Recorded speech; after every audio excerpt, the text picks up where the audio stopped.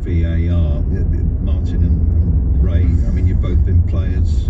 You've been at the managerial forefront as well, Martin. You know, from a fan's point of view, he didn't get the ball, Engels.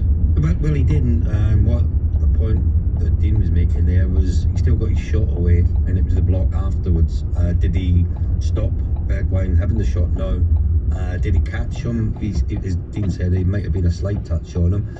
It's meant to be a clear and obvious mistake. That's what you look at, you know, when you're looking at it. Did the referee get it clearly wrong? It's a tough one to give.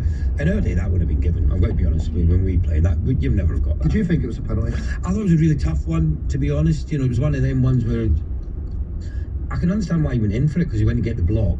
Did he get enough of the player for him to go down? Did he, did he touch the ball? Did he touch the ball? I mean, do you have to touch the ball? Do you have to touch the player? It was one of them. He didn't touch the ball, did he? He just kicked the player. It was a real tough one. I'd like to see it again. I mean, I didn't really, we had a quite